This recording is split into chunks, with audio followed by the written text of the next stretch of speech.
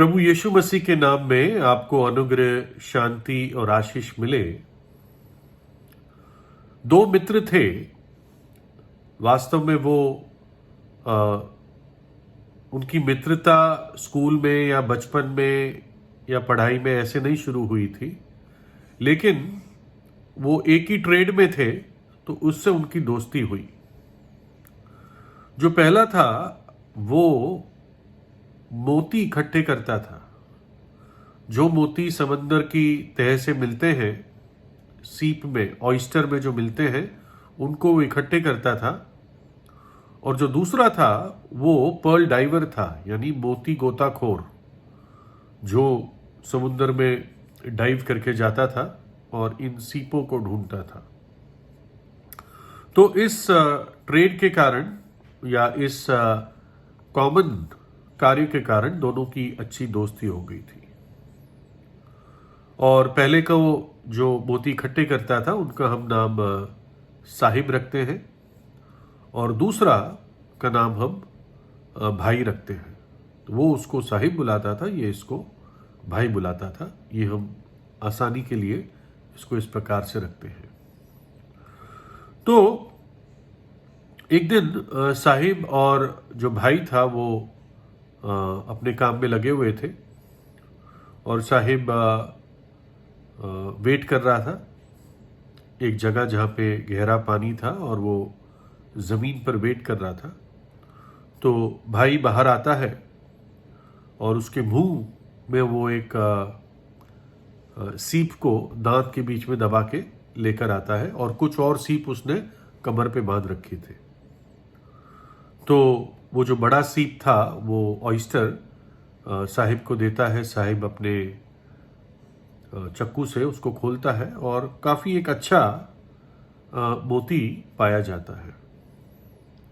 तो साहिब कहता है ये तो बहुत अच्छा मोती है, और इससे बेहतर तूने कोई देखा है? तो जो भाई था उसने बोला कि खैर मोती तो अच्छा है, और वास्तव में मैंने एक बहुत अच्छा मोती देखा है। उस स्टेटमेंट को वो कंप्लीट नहीं करता, आगे उसके बारे में बात नहीं करता। और फिर कहता है ये जो मोती अभी मैं लाया हूं, अगर आप ध्यान से देखो, इसमें कुछ काले दाग है और यहां से दबा हुआ भी है। तो इतना सुंदर नहीं है, इतना कीमती नहीं है, लेकिन चल जाएगा। फिर साहिब ने भाई को कहा कि देखो, तुम्हारी उम्र बढ़ती जा रही है, और मुझे नहीं लगता कि अगले सीजन में तुम गोताखोरी कर पाओगे, पर्ल डाइविंग नहीं कर पाओगे। तो उस भाई ने कहा कि हाँ साहिब, आप सही कह रहे हो, ये मेरा लास्ट आखिरी सीजन है, और इसके बाद मैं एक तीर्थ यात्रा पे जाना चाहता हूँ, पिलग्रिमेज पे जाना चाहता हूँ। और उस पिलग्रिमेज से, उस तीर्थ यात्रा से मुझे आश्वासन है, मुझे निश्चय है कि मुझे स्वर्ग मिलेगा, मुझे मुक्ति मिल जाएगी। तो साहिब कहता है देखो भाऊ, मैं तुम्हें कई बार कह चुका हूं कि परमेश्वर मुक्ति मुफ्त में देता है। जो अनंत जीवन है वो सेतमेत देता है। परमेश्वर पिता ने अपने पुत्र को इस जगत में भेजा, और प्रभु यीशु मसीह जो परमेश्वर का पुत्र है, उसने अपनी जान कलवरी के क्रूस पर दे दी, हमारे पापों की सजा उठाते हुए, और अपना पवित्र लहू बहा दिया जिससे हमारे पाप धुल सके। और इतना ही नहीं, वो तीसरे दिन जी उठा, और अब परमेश्वर ने यह आज्ञा दी है कि जो कोई उसके पुत्र पर विश्वास करेगा, प्रभु यीशु पर विश्वास करेगा और उसको हृदय में बुलाएगा, परमेश्वर उसको अनंत जीवन देता है। रोमियो 6:23 में लिखा है, पापों की मजदूरी मृत्यु है, परंतु परमेश्वर का वरदान प्रभु यीशु में अनंत जीवन है। तो भाई इनके बीच में ये बातें कई बार हुई थी, लेकिन भाई माना नहीं। उन्होंने कहा नहीं, परिश्रम करने से ही मुक्ति मिलती है। शरीर को जितना ज्यादा कष्ट दोगे उतना मुक्ति निश्चित है। खैर, तो एक दिन ऐसा हुआ कि कुछ ही दिन बाद इस घटना के कि भाई ने साहिब को अपने घर बुलाया, और जो उनको लेने आया था साहिब को, वो रास्ते में बताता है कि जो भाई है बहुत जल्दी अपनी यात्रा पे जाने वाले हैं, इसलिए आपको मिलना चाह रहे हैं। करीब 1 हफ्ते में उनकी यात्रा शुरू हो जाएगी।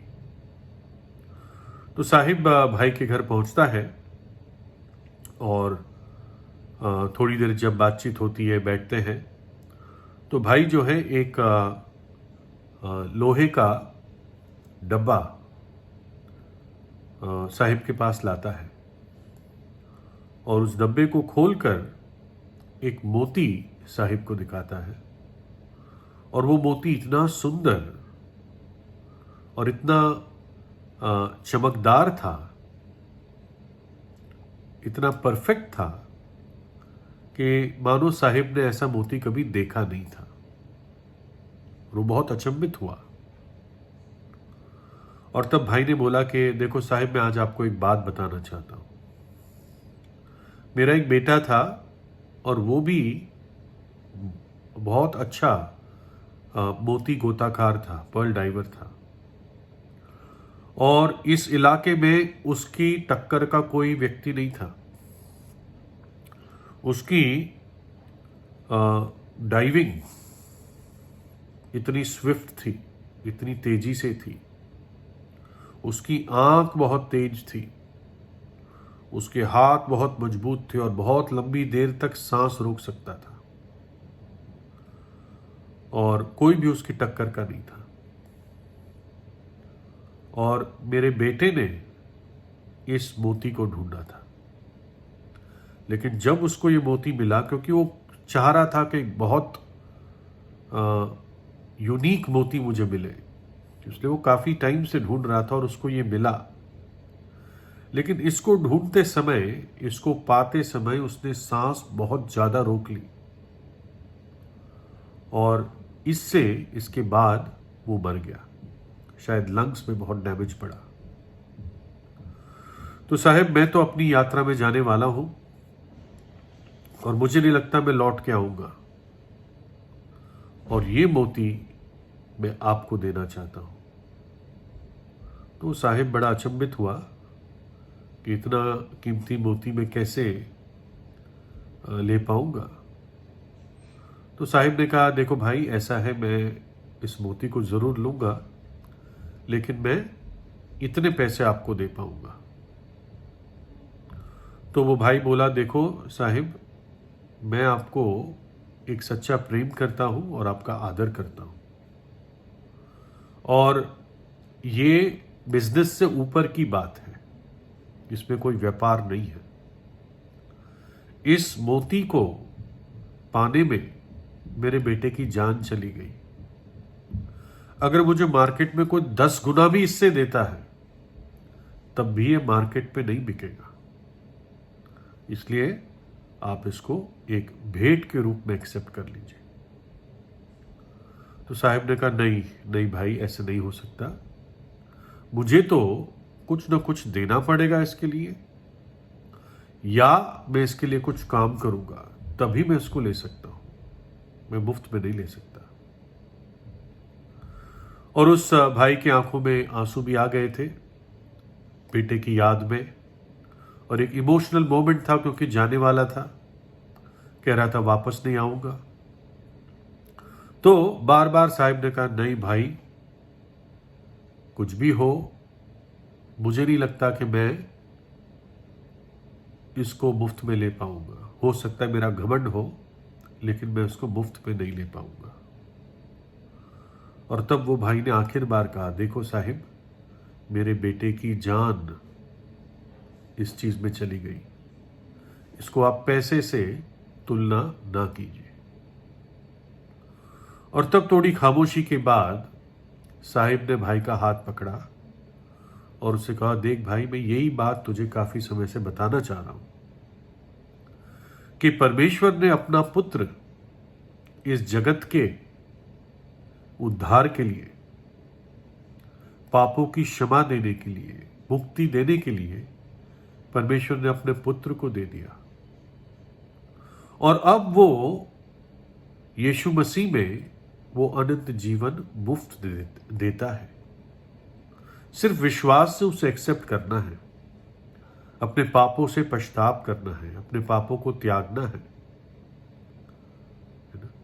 और नम्रता से इस बात को एक्सेप्ट करना है। इसके लिए तू कितनी भी यात्राएं कर ले, 100 यात्राएं कर ले, अपने शरीर को काट दे, लेकिन स्वर्ग को तू इन चीजों से नहीं कमा सकता। तेरे लिए स्वर्ग प्रभु यीशु मसीह ने कमा लिया अपने अपवित्र खून की कीमत देकर, है ना? और वो अनंत जीवन दुनिया की किसी चीज से,